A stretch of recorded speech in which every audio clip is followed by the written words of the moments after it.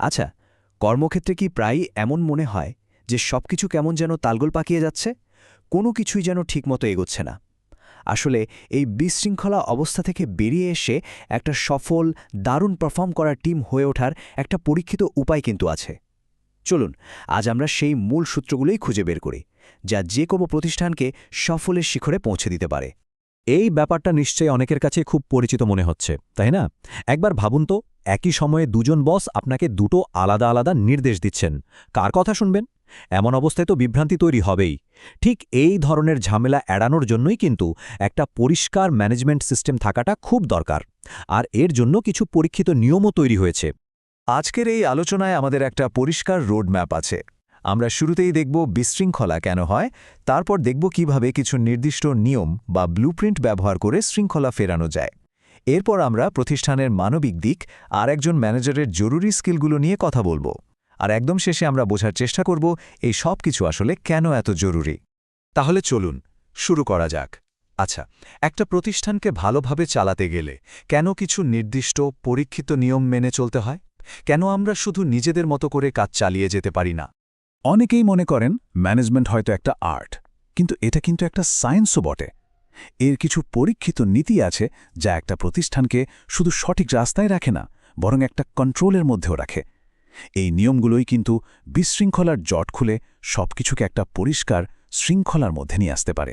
এখন আমরা সেই মূল নিয়মগুলোর দিকে নজর দেব, যেগুলো একটা শক্তিশালী আর দক্ষ প্রতিষ্ঠান তৈরির আর্কিটেকচারাল ব্লুপ্রিন্টের মতো কাজ করে।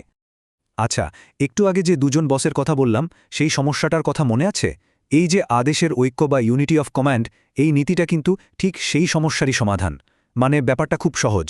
যখন একজন কর্মী পরিষ্কারভাবে জানেন যে তাকে ঠিক কার কাছে জবাবদিহি করতে হবে, তখন কিন্তু তার কাজের মধ্যে আর কোনো দ্বিধা থাকে না, একটা স্বচ্ছতা চলে আসে।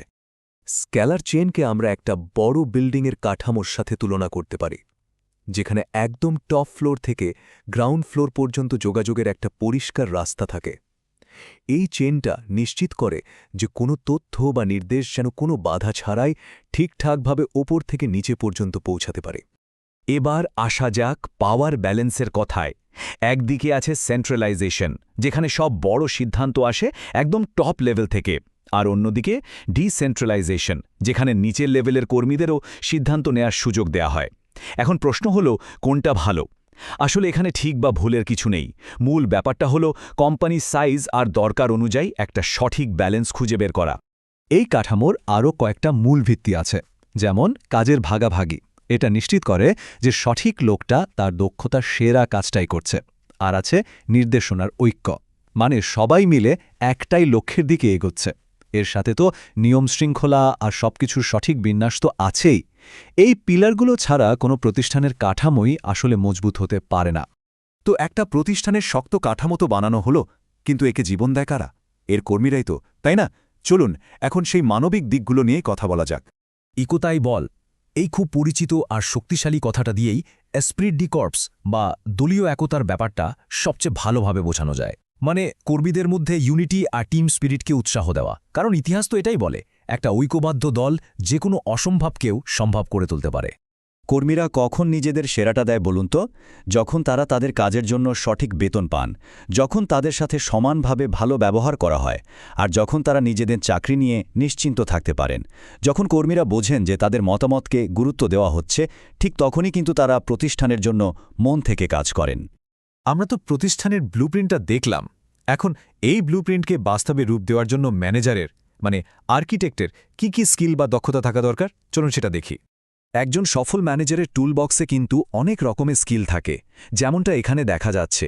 মানুষের সাথে মেশা আর যোগাযোগের দক্ষতায় কিন্তু সবচেয়ে বেশি জরুরি। টেকনিক্যাল স্কিল দিয়ে তিনি কাজটা বোঝেন, মানবিক স্কিল দিয়ে তিনি পুরো টিমকে এক সুতোয় গাঁথেন, আর কনসেপচুয়াল স্কিল দিয়ে তিনি কোম্পানির ভবিষ্যতের বড় ছবিটা দেখতে পান। তাহলে মূল ব্যাপারটা কি দাঁড়ালো? এই সবগুলো স্কিল আসলে একটার সাথে আরেকটা জুড়ে আছে। একজন ম্যানেজারকে একই সাথে একজন ভালো প্ল্যানার হতে হয়, আবার একজন ইন্সপায়ারিং লিডারও হতে হয়, যিনি তার টিমকে ঠিক পথে লক্ষ্যের দিকে নিয়ে যেতে পারবেন। আমরা আলোচনার প্রায় শেষ পর্যায়ে চলে এসেছি। এখন আমরা দেখব এই যে এত নিয়মকানুন আর দক্ষতার কথা বলা হলো, এগুলোর ফাইনাল ইম্প্যাক্টটা কী? দিনের শেষে এগুলো একটা প্রতিষ্ঠানের জন্য কেন এতটা ম্যাটার করে? এই সব কিছুর ফল কি? যখন এই নিয়মগুলো ঠিকঠাকভাবে মেনে চলা হয় তখন একটা প্রতিষ্ঠান মূলত 5টা বড় আর খুব গুরুত্বপূর্ণ সুবিধা পায়, আর এই সুবিধাগুলোই এর ভবিষ্যতের সাফল্যকে সরাসরি প্রভাবিত করে।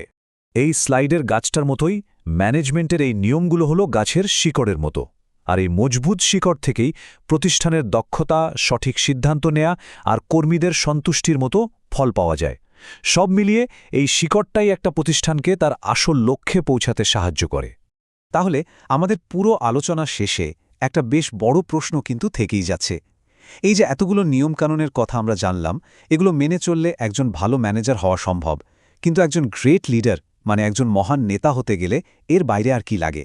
ব্যাপারটা কিন্তু ভাবার মতো, তাই না?